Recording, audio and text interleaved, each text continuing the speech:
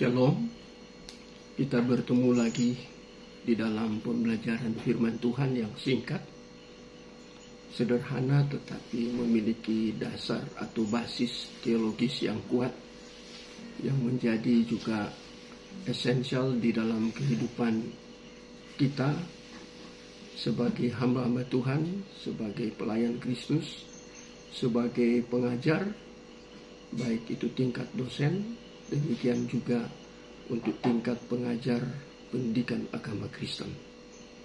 Saya ingin mengawali dengan membacakan 2 ayat firman Tuhan yang menjadi landasan untuk kita memikirkannya dan untuk kita implementasi di dalam kehidupan kita sebagai pelayan-pelayan Kristus. Dari 1 Timotius pasal 4 ayat yang ke-6, kemudian ayat yang ke-16.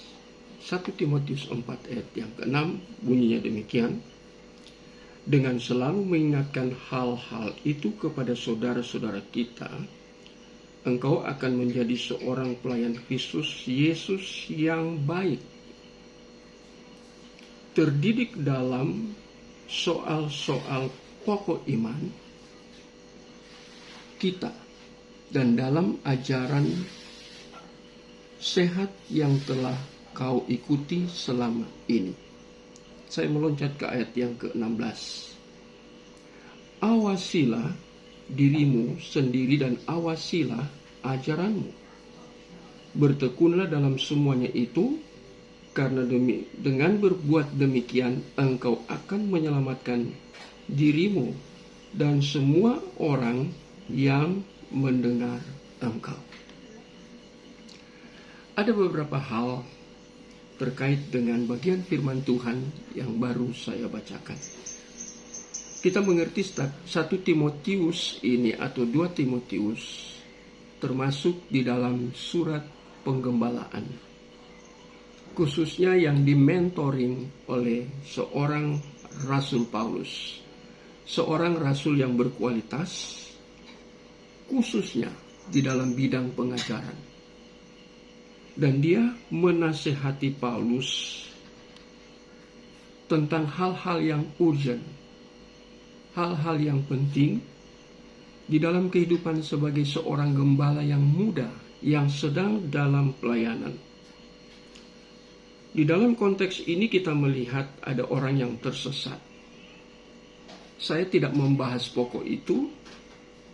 Dikatakan orang yang murtad di pasal yang keempat ayat 1, kemudian mengikuti roh-roh penyesat dan ajaran-ajaran setan. Jadi ada orang yang menyeleweng. Siapa mereka itu? Itu lain waktu saya akan jelaskan. Tetapi kita melihat bahwa di dalam gereja ada penyelusup-penyelusup yang masuk dengan ajaran-ajaran yang tidak benar. Terjadi heresi atau bidah atau disebut bidat. Artinya penyimpangan keluar dari rel kebenaran firman Tuhan. Karena itu Paulus kemudian sebagai seorang mentor dia mengingatkan kepada Timotius. Dia katakan engkau akan menjadi seorang pelayan, servis, seorang pelayan.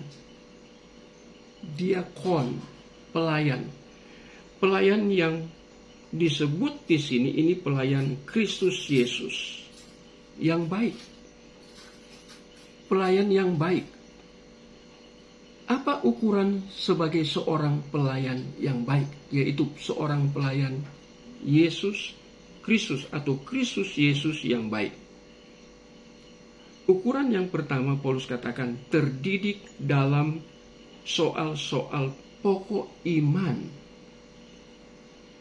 Jadi di sini ada disebut dengan terdidik. Ini kata yang sangat urgent atau urgent.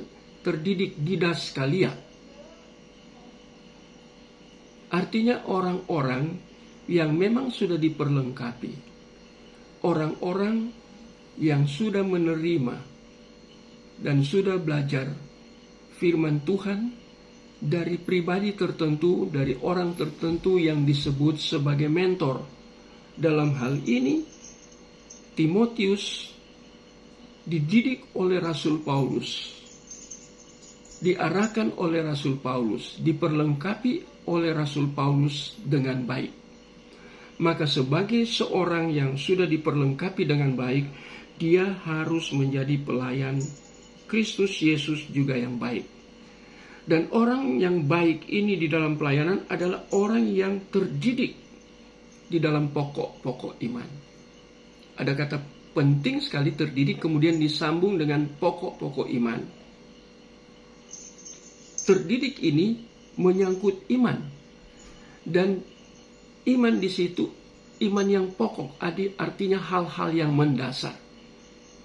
Hal-hal yang biblikal, berpusat kepada Alkitab, hal-hal yang diambil dari firman Tuhan dan tidak diselewengkan oleh cara berpikir kita yang rapuh, yang lemah.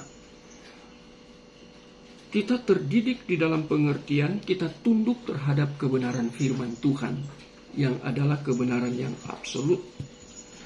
Dan kemudian Paulus katakan di sini, dia terdidik dalam pokok iman. Jadi terdidik di sini berkaitan dengan iman, pistis, kata kerja. Jadi orang-orang yang sedang dalam pelayanan, dia harus terdidik, benar-benar dia menjadi murid. Dan ada yang memuridkan. Dalam hal ini, mentornya adalah seorang yang sangat berkualitas. Seorang rasul yang memiliki kualitas yang mumpuni. Jadi kita lihat pengaruh dari para mentor kepada orang yang sedang dididik di dalam pokok iman. Iman yang paling dikatakan pokok itu artinya hal yang sangat fundamental, hal yang sangat mendasar, terdidik secara biblikal, terdidik secara sistematik teologi, biblical teologi, systematic teologi, kemudian di situ kita membangun hal-hal yang terkait dengan pekerjaan Tuhan. Dan dikatakan terdidik dalam pokok-pokok iman dan dalam ajaran yang sehat. Ini masalah ajaran lagi. Ajaran harus sehat. Berarti kalau ada ajaran sehat, ada ajaran yang tidak sehat. Dan itu terjadi di mana? Di dalam gereja. Jadi Paulus tidak berbicara tentang tubuh yang sehat, tetapi ajaran yang sehat. Ini penting. Artinya jangan kita sembarang menerima ajaran. Kita harus benar-benar tahu yang sedang mengajar kita adalah seorang hamba Tuhan yang benar-benar berkualitas di dalam bidang pengajaran, sehingga dia boleh menyampaikan atau boleh memperlengkapi atau boleh membagikan ajaran-ajaran yang sangat fundamental seperti biblical teologi, seperti systematic teologi, yang di dalamnya ada doktrin-doktrin paling penting, doktrin-doktrin yang sangat fundamental. Kita harus mengikuti ajarannya yang sehat. Jadi dalam hal ini Paulus mau katakan kalau secara praktikal atau praktis bahwa semua pelayan mereka harus menerima ajaran yang sehat.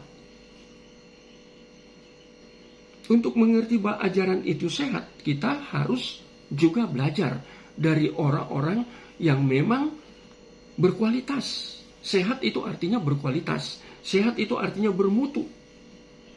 Itu sangat penting. Tidak boleh sembarang kita menerima pengajaran di dalam gereja. Tidak boleh kita menerima ajaran dari pribadi-pribadi hamba-hamba Tuhan. Kita harus mengerti yang dia ajarkan sehat atau tidak. Sehat dalam pengertian itu sungguh-sungguh berbasis biblical atau berbasis sistematik teologi yang benar-benar berpusat dari Alkitab. Bukan berpusat dari pendidik atau yang sedang mementor kita sebagai seorang yang sedang mau belajar. Jadi kita lihat ini Paulus berbicara hal yang sangat penting, yaitu orang harus terdidik dalam ajaran sehat. Dan hari-hari ini kita melihat begitu banyak ajaran yang sedang melanda, yang sedang mewabah di Indonesia. Banyak ajaran yang tidak sehat. Melalui YouTube, melalui Instagram, dan hal-hal lain yang terkait dengan media sosial. Jadi kita memang harus punya filter yang baik untuk menerima ajaran yang sehat. Tuhan Yesus memberkati kita. Amin.